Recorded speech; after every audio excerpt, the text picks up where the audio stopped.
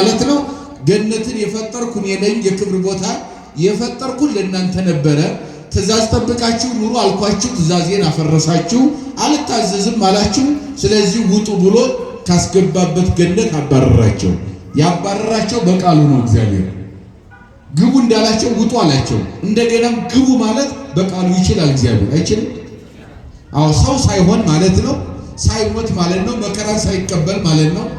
በዚህ ምድር ያለውን ሁሉ መከራ ሳይቀበል እግዚአብሔር ውጣ እንዳለው ግባ ማለት ውጡ እንዳለ ግቡ ማለት ይችል ነበር በቃሉ። እግዚአብሔር በቃሉ ያስወጣውን ሰው በቃሉ ማስገባት እየቻለ እግዚአብሔር ለምን ሰው ሆነ ይላል ሊቁ። ይህን ካለ በኋላ ሰው የሆነበት ምክንያቱም በቃሉ መመለስ ይችላል።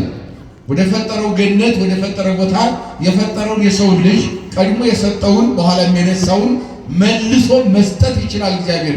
ነገር ግን ታዲያ ለምን ሰው ሆነ ቢሉ ስለ ሁለት ነገር እግዚአብሔር ሰው ሆነ ይላሉ። ስለ ስንት ነገር? ስለ ሁለት ነገር ነው ሰው የሆነው። አንደኛ ሰይጣን ሰውን ከገነት ለማባረር ወይም ለማስወጣት የተጠቀመው የከይሲን ስጋ ነው። የምን ስጋ ነው? በከይሲ ስጋ ተሰውሮ ነው። በኦሪት ዘፍጥረት በሶስተኛው ምዕራፍ ላይ እንደተዘገበው ዘፍጥረት ምዕራፍ 3 ስታነቡ የምድር አርዌ በምድር ካሉ አርዌ ሁሉ ጥበበኛ ነበረ ይልና ጥበበኛ ያለው እንግዲህ በከይሲ ስጋ ተሰውሮ ድል ያደረገው አዳምን ከገነት ለማስወጣት ትእዛዝ እንዲያፈርስ ስተት ለማሳት የተጠቀመው ቀጥታ ሰይጣን በአካል አይደለም የሚሄደው። የከይሲ ስጋን ለብሶ በከይሲ ስጋ በከይሲ ላይ አድሮ ገብቶ ነው አዳምን ከገነት ያስወጣው ማለት ነው። ስለዚህ ከይሲ ስጋን ለብሶ አዳምን ድል ካደረገው ድል ያደረገውን ስጋ የሰውን ስጋ ደግሞ እግዚአብሔር መለኮታዊ ባህሪያዊ ሲሆን መለኮታዊ ባህሪ ስጋዊ ባህሪ ለብሶ ድል ያደረገው ነው። አሁን ያኛው በከይሲ ስጋ ሰይጣን የከይሲ ስጋ ለብሶ ሰውን ድል ያደረገ፣ እግዚአብሔር ደግሞ መለኮት ደግሞ የሰውን ስጋ ለብሶ ሰይጣንን እናደረገ። ምን አደረገ? እስኪ በሉ ሰይጣን በሉ እስኪ የከይሲ ስጋን ለብሶ በሉ እንጂ ሰውን ድል እንዳደረገው እግዚአብሔርም የሰውን ስጋ ለብሶ ከይሲ የተባለ ሰይጣንን ድል አደረገው። ገብቷቸዋል አይደለም? ሰውን ድል ለማድረግ ሰውን ከገነት ለማባረር የተጠቀመው ሰይጣን ምንን የተጠቀመው? የከይሲ ስጋ ነው አይደለ? እግዚአብሔር ደግሞ ዓለምን ለማዳን ሰይጣንን ድል ለማድረግ የማንን ስጋ ተጠቀመ? የሰውን ስጋ ተጠቀመ። አያችሁ፣ አንዱ ምክንያት ይሄ ነው። ወበከመ ተሃባ እንከ በኩሉ ሰይጣን ውስተ ስጋ ከይሲ ከማሁ ኮነ ዲነትን በተሰውሮ ተቃለ እግዚአብሔር ዲበ ዘመድነ ወይም በዘመድነ ይላል ሊቁ። ሰውን ለማሳት ሰይጣን የከይሲ ስጋ እንደተጠቀመ ወይም የከይሲ ስጋን ለብሶ ሰይጣን ሰውን ድል እንዳደረገው እግዚአብሔርን ደግሞ የሰውን ስጋ ተዋህዶ ድል አደረገው ይላል። እኛን ከገነት አባረረን። የከይሲ ስጋ ለብሶ ሰይጣን ከገነት አባረረን። ክርስቶስ ደግሞ የእኛን ስጋ ለብሶ ወደ ገነት መለሰን። መድኃኔዓለም ክብር ለስሙ ይሆነና አንደኛ ይሄ ነው። አያችሁ፣ ባህሪም ያንን ጸልም የሆነ ወይም ጥቁር የሆነ አስፈሪ የሆነ ፊቱን ገልጦ ቢሄድ ምንም አይደለም፣ ድል አድርገው አልችልም ሰይጣን አለ። ስለዚህ ዝም ብዬ ራሴን ገልጬ ብሄድ ሰይጣን ነው ይህንን የተመከረው ራሱ ጋር ማለት ነው። ራሴን ገልጬ ብሄድ ሰው አይስትልኝም። ስለዚህ በስጋ ተሰውሮ ድል አድርገዋልና በከይሲ ስጋ ተሰውሮ ድል አደረገው፣ ገነት ድረስ ገብቶ ማለት ነው። ከዚህ በኋላ ክርስቶስን ደግሞ በባህሪ መለኮቴ መጥቼ ሰው ማዳን እችላለሁ። ቅድም እንዳለው በቃሉ ውጣ እንዳለው በቃሉ ግባ ማለት ይቻላል። ይህንን ማለት ምንም አይደንቅም ማለት። ስለዚህ እሱ በከይሲ ስጋ ተሰውሮ ድል እንዳደረገው ከኔ በላይ ጥበበኛ የለም ብሎ እንዳይመካ ከሱ በላይ ጠቢብ እግዚአብሔር እንዳለ ደግሞ የሰውን ስጋ ሰይጣን ድል አድርጎ 5500 ዘመን የገዛውን ስጋ ተዋሃደና በመስቀል ደግሞ ክርስቶስ ሰይጣን ረገጠው። በዚህ በመጽሐፈ ኪዳን ትምህርተ ቧት የሚባለው መጽሐፈ ኪዳን ውስጥ ያለ የኪዳን ክፍል ትምህርተ ቧት የሚባል አለ። በቤተክርስቲያን አስተምሮ ግን መጽሐፈ ኪዳን ነው እሱ። በዚህ በመጽሐፈ ኪዳን ላይ ሊቃውንት ሲተረጉምናሉ ጌታችን በስጋ ተሰቅሎ ቀራንዮ ላይ በተሰቀለ ጊዜ ሰይጣን ወደሱ ቀረበ። የቀረበው ምንድነው? የማንኛውንም ሰው ነፍስ እየነጠቀ ሲኦል ውስጥ ይዞ ይኖር ነበርና ይገዛ ነበርና እንደዚያ መግዛት አለ ብሎ ቀረበ። ጌታችንም ለአቅርቦተ ሰይጣን ኤልማስ ላማ ሰበቅታኒ ብሎ ጮኸ ይላል። ያ ማለት ዘበትርጓሜው አምላኬ አምላኬ ለምን ታደገን? ይሄ የዕብራይስጡ ኤልማስ ብዙ አምላኬ አምላኬ ይላል። አማርኛው አምላኬ አምላኬ ለምን ተውከኝ? ኤልማስ ብሎ ጌታችን ሲናገር ኤልያስን ይጠራል። ይህማ ሰው ነው፣ ስለዚህ ነፍሱን ከስጋው ለይቼ በሲኦል እገዛታለሁ ብሎ ወደ ጌታችን ቀረበ። ለአቅርቦተ ሰይጣን ጌታችን ያንተናግሯል። በዚያን ጊዜ ሰይጣን ወደ ጌታችን በሚቀርብበት ጊዜ አራቱ ነፋሳትን አዘዛቸውና ነፋሳት እምሰማይ ታይተው ወምድር ላይ ይለም ሰቀልዎ በአንጻረ መስቀል በመስቀሉ ፊት ለፊት ከሰማይ ዝቅ ከምድር ከፍ አድርገው በሰው ቁመት ልክ ፊት ለፊት ወጥረው ነፋሳት ሰይጣንን ሰቀሉን አስጨነቁት ይላል። ያን ጊዜ ምን አለ መሰላቸው? መኑቱ ዝንቱ ዘምስልጣን የሥጋ ለብሶ ዘሙአን፣ ይህ ማን ነው ሥጋ ለብሶ ድል ያደረገኝ? 5500 ዘመን የገዛሁትን ሥጋ በእኔ ቁጥጥር ስር የነበረውን ሥጋ ሳላውቅ ተዋህዶ የሚያሰቃየኝ በመስቀል ፊት ለፊት በነፋስ አውታር ጠርቆ የሚያሰቃየኝ የሚያስጨንቀኝ ይህ ማን ነው ብሎ ለፈለፈ ይላል ሰይጣን በከይሲ ሥጋ ተሰውሮ አዳምን ድል አደረገ። ክርስቶስ ደግሞ የአዳምን ሥጋ ተዋህዶ ሰይጣንን ምን አደረገው? ክብር ለስሙ፣ ድል አደረገው፣ ረገጠው፣ አስጨነቀው። አያችሁ፣ በመስቀል ጠርቆ አስወገደ ብሎ ሐዋርያው እንደተናገረ ማለት ነው። አስወገደው። ይህንን አድርጓል። ይህን ሁሉ ተአምር፣ ይህን ሁሉ ድንቅ ነገር ሰማያት ምድርም ሁሉም ጭንቀት ላይ ነበረ። መላእክት በሰማይ ሆነው ይህ ጌታችን ሲሰቀል እነሱ አይሁድ እናጥፋ ሲሉ አታጥፏቸው ምሕረቴና ትዕግስቴ ዓለምን ይገዛል ብሎ ጌታችን መላእክት ሲያረጋጋ፣ በምድር ያሉ አይሁድ ስቀለው እያሉ ሲጮሁ እሱ ሲሰቅሉት መከራ ሲያደርሱበት የሚያደርጉትን አያውቁትምና ምን በላቸው ይቅር በላቸው ብሎ ርኅራኄን ሲያስተምር፣ ፈያታዊ በግራ የተሰቀለው አምላካውን ኩረድና ራስን አድን እኛንም አድነን እንመንብህ እያለ ሲዘባበትበት፣ በቀኝ የተሰቀለው ደግሞ ይህ በመካከላችን የተሰቀለው ያለ መድኃኒት ነው፣ እኛ እንደ ኃጢአታችን ሲያንሰን ነው መሰቀል፣ እርሱ ግን እኛን ለማዳን ነው ብሎ ሲመሰክር፣ ያ ሁሉ የሆነበትን ሁሉ ድንቅ ስራ ሲደረግ ያ ሰውዬ ይሰማ ነበር። ይህንን ትምህርትና ይነገረው ነበርና ታኦፊላ የሚባለው ሀገረ ገዥ የዚህን ጉዳይ የዚህን ድንቅ ስራ የአምላኬን ድንቅ ስራ የሚነግረኝ የሚያስተምረኝ ብቻ ሳይሆን የሚጽፍልኝ እፈልጋለሁ እያለ ይመኝ ነበርና ጌታችን ቅዱስ ሉቃስን ነገረውና የሐዋርያትን ስራ ጻፈለት። ምን አለለት? ጻፈለት። ቀራንዮ የነበረው ነገረ ድነት እንዴት ያን ነገር በአንጻሩ እንደገና ደግሞ ሁለተኛው ጌታችን ዓለምን ለማዳን ወይም ሰውን ለማዳን ሰው የሆነበት የመጀመሪያው ከይሲ በስጋ ከይሲ ሰይጣን ተሰውሮ ሰውን ድል እንዳደረገው በሰው ስጋ ተሰውሮ ጌታችን ሰይጣንን ድል ያደርገው ዘንድ ነው አለ። ሁለተኛው ደግሞ ፍቅሩን በተግባር ይገልጽ ዘንድ ነው። እግዚአብሔር ሰው ይሆን ምን ይገልጽ ዘንድ ነው? ፍቅሩን በተግባር አያችሁ። በቋንቋ መጀመሪያ ነበረ ወይ? አዎ ነበረ። በፍጥረት መጽሐፍ ላይ ዘፍጥረት ምዕራፍ 1 ላይ በተለይ ቁጥር 26 ላይ ሰውን ከምድር አፈር ሰራው ይላል።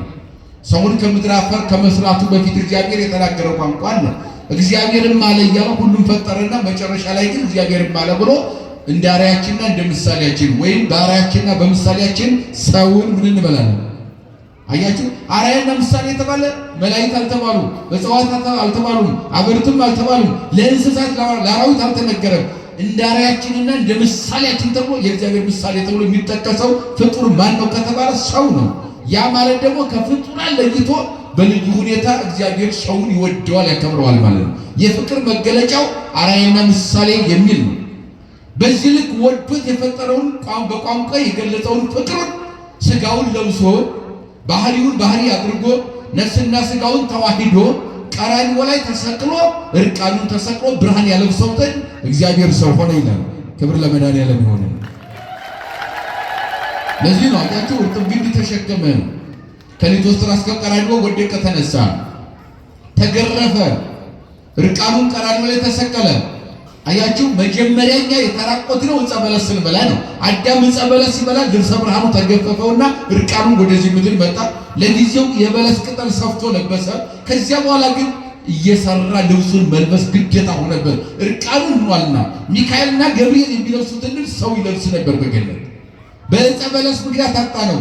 በዕፀ በለስ ምክንያት ያጣነውን የብርሃን ልብስ ጌታችን እርቃኑን ቀራንዮ ላይ ጨርቅ አገልድሞ ተሰቅሎ ያጣነውን የብርሃን ልብስ እሱ እርቃኑን ተሰቅሎ እኛን አልብሶናል መድኃኒዓለም። ይህ እየተነገረው ከዚያም በኋላ ተቀበረ። ከተቀበረም በኋላ መቃብር ረግጦ በሶስተኛው ቀን ተነሳ። መቃብር ሊይዘው አልቻለም። ሐዋርያት እንደተናገሩት በዚህ በሐዋርያት ሥራ ምዕራፍ 1 ላይ ዘተንሥአ እግዚእነ አለ ጌታችን ተነሳ ይላል። ሲነሳም ደግሞ ዘይክል መቃብር ይዞቶ መቃብር ሊይዞ አልቻለምና በቲቆ ማይሰሪሁ ለሞት የሞትን ማሰሪያ ቆረጠውና ጌታችን ተነሳ ይላል። ለምን ቢባል ሞት ይዞ ማስቀረት ምን አላለም አልቻለምና ይላል። ይህንን እየነገሩ ስለነበረ ያ ሰው ሰምቷል። ነገር ግን ጽፎ በደንብ የሚያስረዳው ስለፈለገ ጌታችን አምላካችን መድኃኒታችን ኢየሱስ ክርስቶስ ለቅዱስ ሉቃስ ነገረውና ለታዎፊላ የሐዋርያትን ሥራ ጻፈለት። ጌታችን ያደረገው ተአምር ማለት ነው። ብዙ ጊዜ አይታችሁ ከሆነ የሐዋርያት ሥራ ስታነቡ ተወለደ ጌታችን አይልም። ስለ ጥምቀቱን ተጠመቀ በዮርዳኖስ አይልም። አያችሁ፣ ተሰደደም አይልም። ስለምን እንደሚናገረው የሚጀምረው ከመጸነሱ አይደለም፣ ከልደቱ አይደለም፣ ከጥምቀቱ አይደለም። እንደ ሌሎች መጻሕፍት የሚጀምረው ከየት ነው? ቀራንዮ ላይ ጌታ መከራ መቀበሉ፣ ከመከራ በኋላ ትንሣኤ እንደገና ደስታ ለሰው ልጆች ሁሉ ማብሰሩና እሱ ድል አድርጎ መነሳቱን ከዚያ ሰማየ ሰማያት በክብር ማድረጉን ነፋሳትን እንደ መሰላል እየረገጠ ደመናትን የእግሩ ትቢያ አድርጎ የመላእክትን ማዕረግ እንደ ጫማ ተጨምቶ በክብር ሰማየ ሰማያት ማድረጉና በአባቱ ቀኝ በክብር መቀመጡን ነው። ክብር ለስሙ ይሆንና ይህን በደንብ የሰበከው ይህንን ነው የሚነግረን የሐዋርያት ሥራ። ከዚያ በኋላ በሚያደርግበት ጊዜ አንድ አዋጅ ወይም መመሪያ ለሐዋርያት ሰጥቶ ነበረ። በሉቃስ ወንጌል ምዕራፍ 24 የመጨረሻው ምዕራፍ ማለት ነው ቁጥር 26 ጀምሮ አውጽኦ ማፋስክ ቢታንያ፣ ከዚያ ከኢየሩሳሌም ወደ ቢታንያ ወጣቸው፣ ወደ ምስራቅ ወሰዳቸውና አንሳደው ባረኮም እጆቹን አንስቶ ባረካቸው ይላል። ምን አላቸው?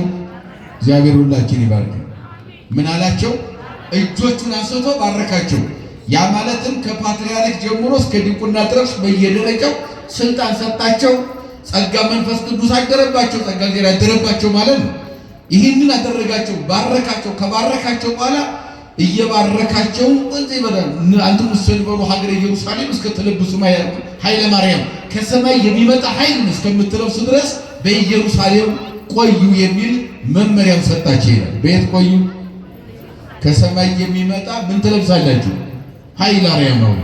ሰማያዊ ኃይል። ያ ኃይል ብዙ ትርጓሜ ያለው ትንታኔ ያለው። አንደኛ ሰማያዊ ኃይል ማለት የመንፈስ ቅዱስ ጸጋ መጥቶ ይቆጣጠራቸዋል። ያን ጊዜ ትፈሩ ነበረ። ጴጥሮስ ቀራንዮ ላይ አላውቀውም ብሎ ክዶ ነበር ፈርቷልና። ከዚህ በኋላ ግን አትፈራም። ቀራንዮ ላይ የፈራውን መስቀል ሮም ላይ ለምነህ ትሰቀልበታለህ። እዚያ የፈራችሁት ሁላችሁም ተበትናችሁ ነበር። ሊቶስትራ ጫካ ላይ እኔ ስያዝ ተበትናችኋል። ከዮሐንስ ውጭ የተገኘ የለም። ቀራንዮ ላይ ድንግል ማርያም እንባዋን እያበሰ ስትወድቅ እያነሳ አብሮ ያለቅስ የነበረ ፊት ለፊት የተገኘው ወንጌላዊው ታላቁ ሐዋርያ ቅዱስ ዮሐንስ ነው። ክብር ለአባታችን ይሁን። ሌሎቹ ተበተኑ ይላሉ። አትናቴዎስም እነ ቅዱስ ኤፍሬም በድርሳናቸው ጽፈዋል። ጌታችን ሊቶስትራ ጫካ ሲያዝ ሁሉም ተበተኑ ጥለው። ቀራንዮ ላይ በቤታችን ስታለቅስ አብሮ የሚያለቅሰው ዮሐንስ ነበረ፣ እንኳን የሚጠርግላት። ለዚህ ነው በመስቀሉ ስር እነኋት እናት ብሎ ልዩ ጸጋ ስጦታ የምድር ሁሉ ውበት የሆነች እናታችን ድንግል ማርያም ለዮሐንስ የተሰጠችው ስጦታ ዝም ብሎ አይደለም የተሰጠው። ዝም ብሎ አይደለም፣ በመከራ በፈተና ሰዓት እስከ መጨረሻው ድረስ መስቀል ስር ስለተገኘ ነው። አየህ፣ እንደ ሌሎቹ አልፈራም። እንደ ጴጥሮስም አላውቀውም አላለም። አውቀዋለሁ፣ አምላኬ ነው። ከሰማይ የወረደው እኔና እናንተን ለማዳን ነው። የዓለም መድኃኒት ነው። ዓለምን ለማዳን ነው የመጣው። ደግሞም ለዚህ ካልሆንኩት የእሱ ተማሪ መባሌ ምኑ ነው ብሎ መስቀል ፊት ለፊት ቆሞ የታየ ያ የሚያምለው ውበቱ ጠውልጎ እያለቀሰ ፊቱ ሁሉ እስከሚጨማደድ ድረስ 70 ዘመን አለቀሰ ይላሉ ሊቃውንቱ። ቅዱስ ዮሐንስ የተገኘው መስቀል ስር ነበር። ሁሉም ተበተኑ። እመቤታችን እንደውም ጠየቀች ይላል ኤፍሬም ሊቁ ጠየቀች። ጴጥሮስም ለምን ካድከው ልጄን? ለምን ጤንኮን ወልዴ ልጄን ለምን ካድከው? በሰማይ በምድር ሰርፍታ በስልጣን ሰጥቶ የለም ለምን ካድከው? አይቴሃሎ እንድርያስ ወከ ወንድም እንድርያስ የቴለ ዘነገደ ባሕረ ምስሌሁ ወልዴ ባህሩን እንደሜዳ እንዳስፋልት እንደ የብስ እየተረገጠ እንዲመጣ ሲጠራው ያን ታምር እያደረገ ያየው ወንድም የት ሄደ? ቶማስ የት ሄደ? በርቶሎሜዎስ የት ሄደ? ሁሉም ጠየቀች፣ ግን አንድም አልነበረም። መከራ ሰዓት ማለት ነው። የመንፈስ ቅዱስ ጸጋ መውረዱ ዋናው ዓላማው ምንድነው ከተባለ የፍርሃታቸው ተወግዶ ይፈሩት የነበረውን እስራቱን ለመታሰብ ለጥያቄው ሁሉ መልስ ለመስጠት ይጨነቁለት የነበረ መስቀልን ፈልገውት ይሄዱበት ዘንድ ሰይፍና ስለቱን ወደው ፈቅደው ይቀበሉ ዘንድ ለዚህ ጸጋ መንፈስ ቅዱስ ሰማያዊ ኃይል የተባለው ያንን በክርስትናቸው እንዲጸኑ ለሌላው አብነት እንዲሆኑ ሁሉን ነገር ንቀው ለክርስቶስ ክብር ብቻ እንዲቆሙ የሚያደርግ ጸጋ ነው የሚሰጠው። ሰማያዊ ኃይል እስከሚመጣ የተባለው ይህንን ጸጋ የሚያሰጠው ከእግዚአብሔር የሰጠ ልዩ ስጦታ ያን ጸጋ እስከምታገኙ በኢየሩሳሌም ጠብቁኝ አላቸው። በየት ጠብቁ አላቸው? በኢየሩሳሌም። ኢየሩሳሌም ቤተክርስቲያን ነው። ኢየሩሳሌም ድንግል ማርያም፣ ኢየሩሳሌም ሰላም ሀገር፣ ኢየሩሳሌም ጽዮን እስራኤል፣ ኢየሩሳሌም መንግስተ ሰማያት ብዙ ትርጉም አለው። ያን ሁሉ ለመተርጎም ጊዜ የለንም። ዋናው ዓላማው ግን ይህን መመሪያ ሰጣቸው ይላል። እነሱም እያዩት አረገ ነው የሚለው። ከፍ ከፍ አለ። ወዚህ ባረኮም ተራቆሙ፣ እየባረካቸው ከፍ ከፍ አለ። እያዩትም ራቀ ይላል። ምን አለ? እየራቀ ሄደ። የርቀት ሳይሆን የርቀት ነው አሉ ሊቃውንቱ። ርቀት ማለት የባህሪ መለኮት ነው። በስጋ ስለሆነ የተነሳው ያረገው በስጋ ስለሆነ እየራቀ ሄደ እንጂ ርቀት አይደለም ነው ታሪካው። በስጋ ነው ያረገው፣ ርቀት የለም እዚያ ላይ። በለበሰው ስጋ በተዋህዶ አይናቸው እያየ መቃብር ረግጦ እንደተነሳ የሞትን ማሰሪያ እንደቆረጠው በክብር አይናቸው እያየ ሲያርጋዩት ይላል። ክብር ለመድኃኒዓለም ይሁን። አዩት። እንደውም በሚያርግበት ጊዜ ሐዋርያት ቁመው ፊት ለፊት እያዩት ነው ያረገው። የሐዋርያት ሥራ ምዕራፍ 1 ቁጥር 11 ላይ ስትመለከቱ ቁመው ያዩት ነበር ይላል። ምን ይሉት ነበረ? ቁመው ያዩት ነበረ። ወደ ኢየሩሳሌም ተመልሰው በቤተ መቅደስ ከሚጠብቁት ድረስ መመሪያ አክብረው ወደዚያ ከመሄዳቸው በፊት ሲያርግ ግን ያዩት ነበር። እየባረካቸው አረገ፣ እየባረካቸው አረገ፣ ወደ ላይ ከፍ ከፍ አለ። እንደውም የእግዚአብሔር መልአክ ተገለጠና ወመፁ መላእክት ይላል። መጻ መልአክ በጻይዶ አልባስ፣ ነጭ ልብስ የለበሰ መልአክ ወይም ነጭ ልብስ የለበሱ መላእክት ነበሩ። ሐዋርያትን እንዲያባቸው ምን ትኑት የጽሩ ቆይመክሙ ሰባ ገሊላ፣ አንትሙ ሰባ ገሊላ፣ እናንተ የገሊላ ሰዎች ቆይ ምንድነው ቁማቸው የምታዩት? ዝንቱ ውእቱ ኢየሱስ ናዝራዊ፣ ይህ የሚያርገው የናዝሬቱ ኢየሱስ ነው። በከመሬክሙ ወንዝ ያርግ ሰማይ ከማዊ መጽሐቤክሙ፣ አሁን ሲያርግ ወደ ሰማይ እንዳያችሁት እንዲሁ በክብር ወደ እናንተ ይመጣል። እስኪ በሉ እንዲህ ሲያርግ እንዳያችሁት በሉ እስኪ ድገሙት። ወደ እናንተ እንዲሁ ይመጣል። አያችሁ፣ ወደዚያ ለፍርድ ይመጣል በኋላ ማለት ነው። እንዲህ ሲያርግ እንዳያችሁት እያያችሁት ለመፍረድ ይመጣል። ይመጣል ለፍርድ። ምንድን ነው የገሊላ ሰዎች ቁማቸው የምታዩት? ደንቋችኋል። ምንድን ነው ብሎ መልአክ ነገራቸው። ከዚያ በኋላ ይህንን ተረዱ። ከተረዱ በኋላ ሲያርግ አይተውት ወምድረዙ ተመይቱ ኢየሩሳሌም፣ ወደ ኢየሩሳሌም ተመለሱና እዚህ በኋላ ወነበሩ ውስተ ቤተ መቅደስ ዘልፈ ዘይባርክዎ ለእግዚአብሔር ወይሴብሖ በኩሉ ጊዜ፣ ዘወትር እያመሰገኑት በቤተ መቅደሱ ኖሩ ይላል። ምን እያሉ? እስኪ በሉ ዘወትር በሉ እስኪ እያመሰገኑት በመቅደሱ ኖሩ። በመቅደሱ እንድንኖር እግዚአብሔር ይርዳን። ክርስትና ይሄ ነው ዋናው ዓላማው። እዚህ ላይ ሁለት መሰረታዊ ነገሮች ነው የምንማረው። ወደ ዋናው ትምህርታችን ስንመጣ ሁለት መሰረታዊ ነገሮች የእነሱን ትርጉም ተረድተን ትምህርታችን እናጠናቀቃለን። አንደኛ በቤተ መቅደስ መኖር የክርስቲያን ግዴታ ነው። የሚመና በየት መኖር? በቤተ መቅደስ መኖር። ይሄ ጉባኤ የሚዘጋጀው በመቅደሱ እንድንኖር ነው። ከመቅደሱ እንዳንለይ ነው። የመቅደሱ ፍቅር ጣዕም እንዳይርቀን ነው። እዚህ ስንመጣ ፍቅር አለ። ሁልጊዜ ልባችን ደስ ብሎት ይመጣል። አያችሁ፣ ዓለም እረፍት የለውም። ይሄ ያሳርፋል። ዓለም ሞት ያውጃል፣ ከዚህ ህይወት ይታወጃል። አያችሁ፣ ዓለም መከራ ነው የሚያውጀው። የሚሰብከው ለዓይናችን ለጆሮአችን መልካም ነገር ዓለም አይነግረንም፣ መጥፎ ነገር ነው። መከራን ያውጃል ዓለም። እዚህ ደግሞ ደስታን ታውጃለች ቤተክርስቲያን። ዋና ነገር ዓለም ላይ የሚሽከረከር ያማረ ወንበር ላይ ተቀምጠን ይቆራቁረናል፣ ምን ሰላም አይሰጠንም። እዚህ ግን መሬት ተቀምጠን ሰላም አለ። እውነት አዘብ። ክብር ለእግዚአብሔር ይሁን። በመቅደሱ መኖር ተገኝቶ ነው። አንደኛ በመቅደሱ መኖር ከእግዚአብሔር ጋር መኖር ስለሆነ ክርስትና ህብረት፣ ክርስትና አንድነት ስለሆነ አንድነት የሰው ብቻ ሳይሆን የመላእክትና የሰዎች ህብረት ነው ክርስትና።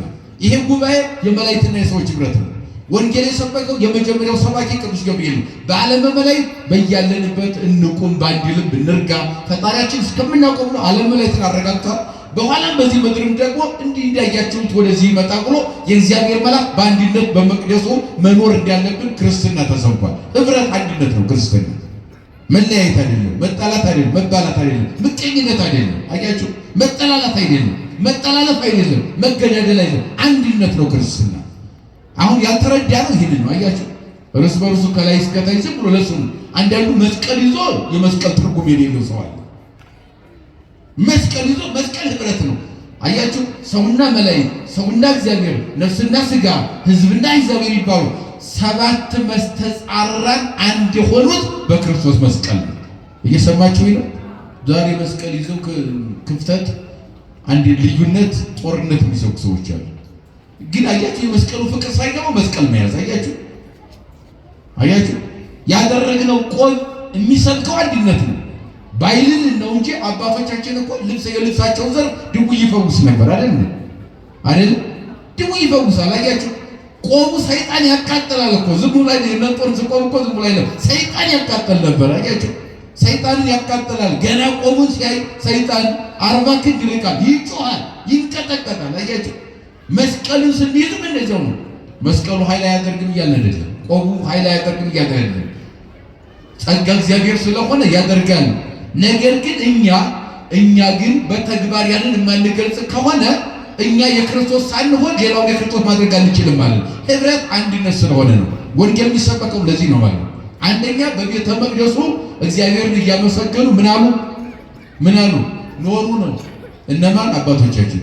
ከዚህ ላይ አሁን ሐዋርያት ብቻ አይደሉም። 12ቱ ሐዋርያት፣ 72ቱ አርድእት፣ 36ቱ ቅዱሳት አንስት እነኚህ ሁሉ ናቸው በመቅደስ የኖሩ። ምክንያቱም የመጀመሪያዎቹ ክርስቲያኖች እነኚህ እዚህ ውጭ ክርስቲያን አልነበረም። ያን ጊዜ ጌታችን ሲያርግ የመጀመሪያዎቹ ክርስቲያኖች እነኚህ ናቸው። 120 ቤተሰብ ይባሉት ይሁዳ ወጣ፣ ማትያስ ገባ። አልጎደሉ 120 ነበሩ። በመቅደሱ ነበሩ። በመቅደሱ ጀባሉ። በመቅደሱ እግዚአብሔር እያመሰገኑ ምናምን ኖሩ ይላል። ያመሰግኑ ነበር። ግን በመቅደሱ ሲኖሩ ደግሞ በአንድ ልብ ሆነው ለጸሎት ይተጉ ነበር። ሁለተኛ አንደኛ በመቅደስ መኖር፣ በመቅደስ ሲኖር ደግሞ በስንት ልብ በአንድ ልብ ሆነው ለጸሎት ምን ይሉ ነበር? ይተጉ ነበር። መታደል እኮ ነው። አያችሁ 44 ልብ ይዘን እዚህ ለጸሎት እንቆማለን። አያችሁ 30-40 ልብ ይዘን ቅዳሴ እናስቀድሳለን። አሁን ችግራችን ያለው ይሄኛ እኛም እንሰብካለን፣ ያው ነን እኛ። እናንተም ትሰበካላችሁ፣ ያው እዚያ ሰፈር ስንሄድ ጦር ሜዳ ነው የምናደርገው፣ ሰፈሩን ማለት ነው። መስሪያ ቤት ስንሄድ ጦረኞች ነን፣ እዚህ ስንመጣ ደግሞ በቃ አስቀዳሽ ነን፣ ቀዳሽ ነን። አያችሁ አሁን የተቸገረው የምንሰራውና የምንኖረው ነገር የተለያየ፣ የምናወራውና ተግባር ላይ ያለው ነገር የተለያየ ሆኖ የምታዩት ነው። በእኛ ቤትም በዚያኛው ቤትም ዓለሙ ጥንቅጡ ወጥቷል፣ ግራ ተጋብቷል። ማን ያስተካክለው? እግዚአብሔር ያስተካክለው። ማን ያስተካክለው? እግዚአብሔር ያስተካክለው። እኛማ በልባችን ተበትኗል፣ አንድ መሆን አልቻለም እኮ። አያችሁ ሰይጣን የሚፈልገው ነገር ክፍቱን አግኝቶታል፣ ሁሉንም ማለት ነው። በአንድ ጎን በዚህ ቤት ብቻ ነበር የሚቀጠቀጠው፣ መድረሻ ያጣው፣ ዓለም የተሰላም የሆነው። የእኛ ቤት ሲናጋ ማን ሌላውን ያስታርቀው? እንግዲህ እግዚአብሔር ጋር ተጣልቶ ልቅ የለም አይደል? በዚህ መጽሐፈ ሳሙኤል ምዕራፍ 3 ላይ ምን ይላል መሰላችሁ? ቀዳማዊ ሳሙኤል ኤሊ ልጆቹን ይመክራቸዋል። በቤተ መቅደሱ ሆነው ከቤተ መቅደሱ ውጭ ስራ ይሰራሉ። እየሰማችሁ ምናምንቴዎች ይላቸዋል መጽሐፍ ቅዱስ። የኤሊ ልጆች አፍኒንና ፊንሐስን ምናምንቴዎች ይላል። በቤተ መቅደሱ ያሉ ምናምንቴዎች ያሉ። አዎ መስቀል ይዘን ከመስቀሉ ውጭ ከሆነ ምናምንቴዎች ነን። ቆቡን ደፍተነው ቆቡን ካልኖር፣ ካባውን ለብሰነው የካባውን ካልኖር ምናምንቴዎች ነን። ይህን ማስተካከል አይቻልም፣ መደበቅ አይቻልም። እውነታው ምናምንቴዎች ሆኑ ይላል። በቤተ መቅደሱ የሚበራውን መብራት አጠፉት ይላል። እነዚህ ሰዎች አያችሁ፣ ለምን ሲባሉ ደከመን ሰለቸን እኛ ምን አገባን አሉ። የእግዚአብሔርን ሕግ ነው የጣሱት። አያችሁ፣ ማታ በርቶ ጧት የሚጠፋ ነበረ በመቅደሱ ያለ ፋና የሚያደርግ ያን አጠፉት ይላል። እንደገና ገብተው ደግሞ የካህኑን ድርሻ የቀሙ የካህኑን መስዋዕት ሲሰዋ ካህኑ ያንቀምተው መብላት ጀመሩ ይላል። ስንቱን በደል በደሉ። ያን ሁሉ እግዚአብሔር ታገሰን። መጨረሻ ግን ለአባታቸው ለኤሊ ምን አለው? ካህኑ ልጆችን ምከር አለው። ምን በላል? ምከር አለው። አሁንም እያለ ነው እግዚአብሔር፣ ምከሩ እያለ ተመካከሩ እያለ ነው። ሲመጣ እግዚአብሔር ዳኛ የለም ወገን። እግዚአብሔር ሲመጣ ዳኛ የለም። እንትን ቄስ ላይ ጳጳስ ላይ ምናምን አይሰራም። ያኔ እግዚአብሔር ሲመጣ ሁሉም ላይ እኩል ነው የሚፈርደው። በእግዚአብሔር ፊት እኩል ነው። ነፍስ እኩል ነው። አሁን ነው መማር አሁን ነው ራስን ማስተካከል የሚያስፈልገው። ንስሐ ለሁሉ ነው የተሰራው። ንስሐ የማይሰጠው ንስሐ የማይገባ በምድር ላይ ፍጡር የለም። ይሄ ለሁሉ የተሰራ ነው። ይህንን መረዳት ነው አሁን ያቃተን ማለት ነው። ዝም ብለን ራሳችንን እንኮፍሳለን። ራሳችንን ተሰሚነት ለማግኘት ነው፣ እውቅና ለማግኘት ነው፣ ደጋፊ እንዲኖረን ነው የምንታገለው። እግዚአብሔር ሲደግፍ እንጂ ሰው ደግፎ የት ይደረሳል? የት ይደረሳል? እግዚአብሔር በምሕረቱ ይደግፋል። አዎ ሁላችንም ወድቀናል እና እዚያ በኋላ አመፁ። ልጆችን ምከራ ነው በድለውኛል አለ። መቅደስ ውስጥ የሚሰሩትን አንተ አላየህም። ተደብቀው የሚሰሩት ለአንተም ያወሩ ሌላ ነው። ፊት ለፊት ቆመው ሲታዩ አገልጋይ ይመስላሉ። ውስጣቸው ግን ክፉ ተንኮል ነው የሚሰሩት አለ። ብዙ ነገር በድለውኛል። ልጆችን ምከርና አስተምራለሁ። አይኖቹ ደፍርሰው ነበረ ይላል። ማየት ተስኖት ነበር አርጅቶ አባታቸው። ወተሐንጋ አዕይንቲሁ ለኤሊ እስመ ወልደ ተስዓ ዓመት 90 ዓመት ሆኖት ነው። 90 ዓመት አልፎ ነው 99 ይላል። 90 ዓመት አልፎ ስለነበረ አይኖቹ ማየት ተስኖ ስለነበረ አባታችን አያየንም ካህኑ ብለው እግዚአብሔር መበደል ጀመሩ ይላል። ብዙዎቻችን ዛሬ ሰው አላየንም ብለን ነው የምንበድለው። ማን እግዚአብሔር ያያል። ይሄ ጨለማ የሚሰውረው ከሰው እንጂ ከዚያ ላይ ይሰውረው። እግዚአብሔር ይሄን መብራት አያስፈልገው። ጨለማ በእግዚአብሔር ብርሃን ነው። እንደውም የረቀቀ ብርሃን 7 እጥፍ በፀሐይ ብርሃን የሚያበራ ነው ማለት ነው። ሌሊት የሚባለው ለእኛ የተፈጠረ አንዱ ማረፊያ፣ ሌሊቱ ማረፊያ፣ ቀኑ መስሪያ ነው። ይሄ በእግዚአብሔር ዘንድ ይሰራል። ጨለማ ነው። በእግዚአብሔር ዘንድ ጨለማ የሚባል ነገር የለም። የምንደበቅበት አዳራሽ የለም። አዳራሽ የህንፃ ድንጋይ እግዚአብሔርን አይደብቀው። የትኛውም ጥልቅ ብንገባ በባህር ውስጥ ምን ያረግ ውስጥ ሰማይ እየኛም በሰማይ ወጣ አንተ አለ ወመኒ ወራርኩ ተቀላይ ወደ ጥልቅ በወርድን በዚያ አለ ወመኒ ነሳይኩ ክንፈ ከመንስ ወሰረርኩ እስከ ማይለቅ ተማይሩ ክንፍ እንደ ንስር አውጥቼ እስከ ጽንፈ ባህር ድረስ እስከ ዓለም ዳርቻ በበር በዚያም አንተ አለ ህየኒ እደከ ትመራኒ ወታነብረኒ ማለከ ቀኝህ ስልጣንህ ትግዛይ ጌታ አንተ መሄድ አልችልም ያረዳው ከዚያ ቤት መሄድ አይቻልም። እና እግዚአብሔር እያያቸው አባታቸው አይኑ ስላላየ መደበቅ ፈለጉ፣ መዋሸት ፈለጉ። ንገራቸው፣ ምከራቸው፣ በድለውኛል አለው። መከራቸው፣ እምቢ አሉት። እምቢ ያላችሁ ልጆቼ አዎ አንታዘዝም አሉ። እሺ ካልታዘዛችሁ ይግበር እግዚአብሔር አምላክ እስራኤል ዛደሙ ደስ ያለውን የወደደውን በእናንተ ላይ እግዚአብሔር ያድርግ ብሎ ፍርዱን ለማን ሰጠ? በቃ እንደዚያ ነው የሚደረገው። ሰሚ ከጠፋ እግዚአብሔር ይፍረድ። ምን ይባላል? እግዚአብሔር የታገሰን ነው። ተሸክሞናል። የተጣላን ካልተታረቅ መጨረሻ እግዚአብሔር ይፈርዳል። የተለያየን አንድ ካልሆን መጨረሻ እግዚአብሔር ይፈርዳል። ሰው የምናሳድድ፣ ፍርድ የምናጣምም፣ ጉቦ የምንበላ፣ የምናጭበረብር፣ የሰውን ዕዳ ያለብን ንስሐ መግባት ያስፈልጋል። መስማማት ያስፈልጋል። ይቅርታ መጠየቅ ያስፈልጋል። መካስ ያስፈልጋል። ያን ጊዜ ዓለም ይፈወሳል። አለበለዚያ በደዌው ይቀጥላል። የእኛም ለቅሶ ይቀጥላል ማለት ነው።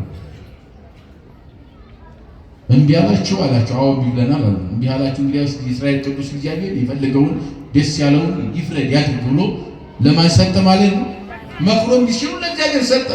ለእግዚአብሔር ከሰጠ እንደውም ምን አላቸው? መጨረሻ ቃል የተናገረው የሚገርመው የመጨረሻው ቃሉ ለእግዚአብሔር ከመስጠቱ ቀድሞ ምን አለመሰላቸው? ሰው ከሰው ጋር ቢጣላ በእግዚአብሔር ስም ያስታርቁታል። ልጆቼ ሲመክራቸው እስኪ በሉ ልጆቼ በሉ እስኪ ሰው ከሰው ጋር ቢጣላ በማን ስም ያስታርቁታል? በእግዚአብሔር ስም ያስታርቁታል። ሰው ከእግዚአብሔር ጋር ከተጣላ በማን ስም ያስታርቁታል ነው ያላቸው። ለማበሰሰብ ላይ ለቤቱ አብ እግዚአብሔር ይዘል ይወጡ። ሰው ከሰው ጋር ቢጣላ በማን ስም ያስታርቁታል? በእግዚአብሔር ስም ተብሎ ምን ይላል? ይታረቃል። ያን ጨርሶ ሰይጣን ካልሆነ በስተቀር በእግዚአብሔር ስም ተብሎ ማይታረቅ የለም አይደል? ሰይጣን ሲቆጣጠር ግን ችግር ነው። ያው አሁን ዓለም አልታረቅ ብሎ ይል ሁሉም ነፍሰ ገዳይ ሆኖ ቁጭ ብሏል። መገዳደል ይሻለናል መርጧል ዓለም። ይሄን አያችሁ ልጆቼ፣ ሰው ከሰው ጋር ቢጣላ በማን ስም ያስታርቁታል? በእግዚአብሔር ስም ያስታርቁታል። ወለመሳ በሰሰብ ላይ ለእግዚአብሔር ሀበመኑ ይሉት። ሰው ግን ከእግዚአብሔር ጋር ከተጣላ በማን ስም ያስታርቁታል አለ። እንዴት ይታረቃል አለ። እናንተ የተጣላችሁት ከሰው ጋር አይደለም፣ ከእኔ ከአባታችሁ ከኤሊ ጋር አይደለም። ከማን ጋር ነው? ከእግዚአብሔር ጋር ነው። ወደ አንድነታችሁ ወደ ጸሎት ተመልሰው የማይመለሱ ወደዚያ የፈለገውን ያድርጋለ። ታቦቱንም ይዘው ሄዱ። ታቦቱን ተማረከ። እነሱም በዚያው በጦርነት አለቁ፣ ሞቱ። ብዙ ማስጨረሱ። ታቦቱ ግን ታምር አድርጎ ተመለሰ። እነሱ በዚያው ቀሩ። በሰው ምክንያት ታቦት ሊማረክ ይችላል። ታቦት ሊሰረቅ ይችላል። ታቦት ሌላ ቦታ ሊሄድ ይችላል። በሄደበት ቦታ ግን ድል አድርጎ የእግዚአብሔር ድንቅ ስራ ገልጦ በክብር ይመለሳል። የእግዚአብሔር ቃል ኪዳን ታቦት። እነሱ ግን በዚያው ቀሩ ነው የሚለው። ብዙ ማስጨረሱ ነው የሚለው። ይህ ስንመለከተው በቤተ መቅደሱ ዘወትር ሲኖር በጾም በጸሎት በአንድ ልብ ሆኖ ነው እግዚአብሔርን የሚፈቅደው። ያ በአንድ ልብ ሆነው በመቅደሱ በጸሎት በመትጋታቸው አንድ ልብ መሆናቸው እግዚአብሔር አየ። ጸጋ መንፈስ ቅዱስ ወረደላቸው። የሚፈለገው ያ ነው። የመንፈስ ቅዱስ ጸጋ ይወርዳል። ይሄ ንጹህ ቅዱስ የሆነው የእግዚአብሔር ልዩ ስጦታ የእኛን ሕይወት ይቆጣጠረዋል። በመቅደሱ በአንድነት ስንኖር፣ አለመለያየት ሲኖር እግዚአብሔር ደስ ይለዋል። አያችሁ፣ ሕይወታችን ሁሉ ይደሰታል። በአንድ ልብ ሆነው ለጸሎት ምን ይሉ ነበር? ይተጉ ነበረ። መንፈስ ቅዱስ ወረደላቸው። ጸጋ መንፈስ ቅዱስ ተቆጣጠራቸው። ከዚያ በኋላ 120 የነበሩት ክርስቲያኖች የእግዚአብሔር መንፈስ ቅዱስ በእነሱ ላይ ጸጋ መንፈስ ቅዱስ ሲያደርግ ወጥተው ሲያስተምሩ የተገደበ አንድ ዕብራይስጥ ቋንቋ ይችሉ ነበር። 71 ቋንቋ ተገለጠ። 71 አይነት ቋንቋ የሚናገሩት እዚህ አካባቢ ስለነበር ወጥተው በየቋንቋ አስተማሩ። በአንድ ቀን 3000 አጠመቁ። ከዚያም 5000 አጠመቁ። ስንት ሆነ? 8120 ሆነ ማለት ነው። ክርስትና እንደዚህ እያበበ ሄደ ማለት ነው። ይህ የምን ውጤት ነው ከተባለ የአንድነት ውጤት ነው። የምን ውጤት ነው? የአንድነት ውጤት ነው። አያችሁ፣ የአንድነት ውጤት ነው። እኛ ሊያበዛን የሚችለው ዓለምን ሊቆጣጠር የእግዚአብሔር ኃይል በእኛ ላይ የሚኖረው በአንድ ላይ ስንሆን፣ አንድ ልብ ሆነን ስንጸልይ። ይሄ በዓለም ላይ ያለው ጦርነቱ፣ ሞቱ፣ መከራው፣ ይሄ ስደቱ፣ ቤተክርስቲያን መቃጠሉ፣ ካህናት በቤተ መቅደስ መገደላቸው፣ ምዕመናን መጨፍጨፋቸው፣ ይህ ሁሉ መቆም የሚችለው በአንድ ልብ ሆነን ወደ እግዚአብሔር ስንጸልይ። እግዚአብሔር አንድ ልብ ይስጠን። ይህን የሚያስፈልገን በጉሬ ጸመዱ በአሐዱ ልብ ለጸሎት በቤተ መቅደሱ ነው ዘወትር እግዚአብሔርን ያመሰግኑ ነበረ። በአንድ ልብ ሆነው ምን ይሉ ነበረ? ምን ይሉ ነበረ? ይጸልዩ ነበረ። በቤተ መቅደሱ እንዳለን በአንድ ልብ መጸለይ ከኛ ይጠበቃል። እንዲህ እንደሰበሰበ ልባችን ይሰብስብልን እግዚአብሔር። እንደዚህ አንድ እንዳደረገ ልባችን አንድ ያድርግልን። በአንድነት ሆነን በመቅደሱ ዘወትር ጸንተን እንድንኖር ንስሐ እንዲገባ ሥጋው ደሙን እንዲቀበል እግዚአብሔር ይፍቀድልን። የእናታችን ወላዲተ አምላክ የንጽሕተ ንጹሐን የቅድስተ ቅዱሳን የድንግል ማርያም አማላጅነት እናትነት ጣዕም ፍቅር የቅዱሳን አባቶቻችን ጸሎት አይለየን። ይቆየን።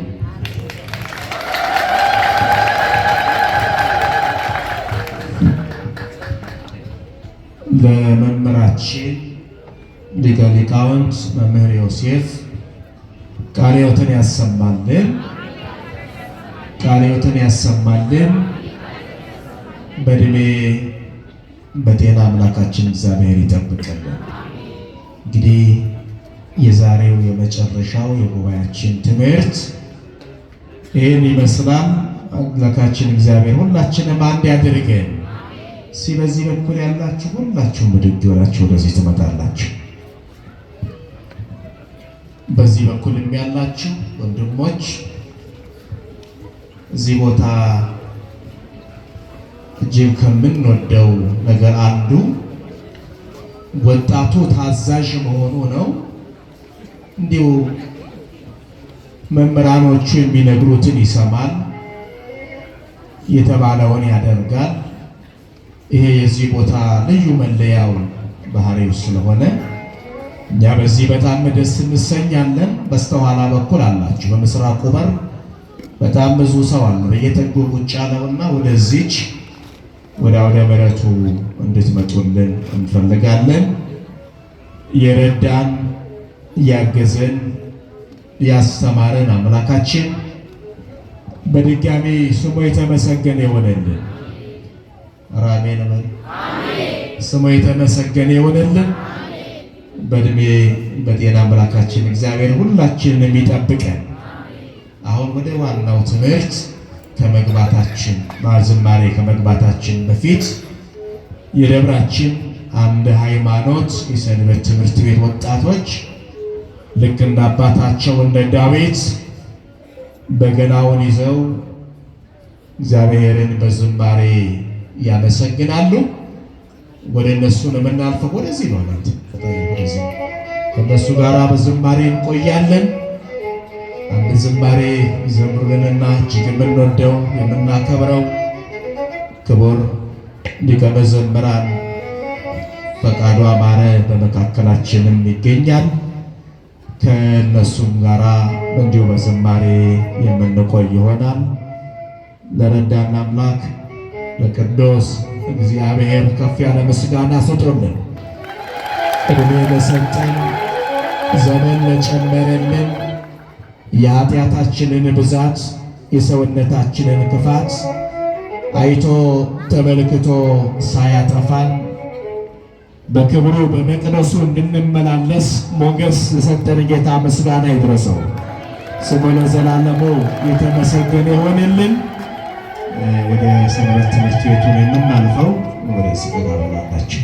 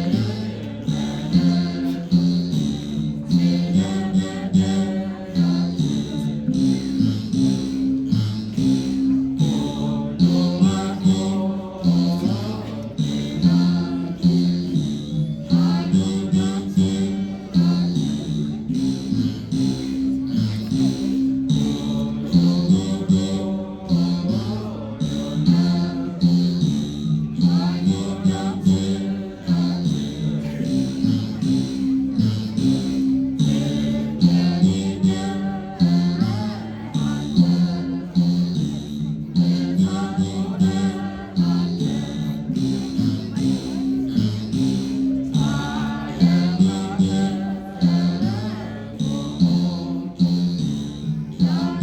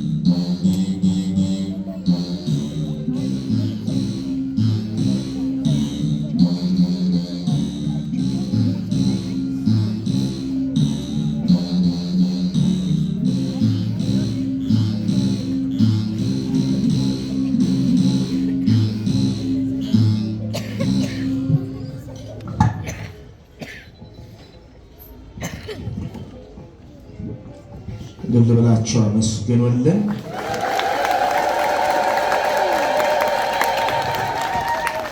ዝማሬ መላእክትን ያሰማልን። በእድሜ በጤና አምላካችን እግዚአብሔር ይጠብቅልን። የደብራችን የሰንበት ትምህርት ቤት ወጣቶች ከአባታቸው ከዳዊት የተማሩትን በገናውን አንስተው በዝማሬ እያገለገሉ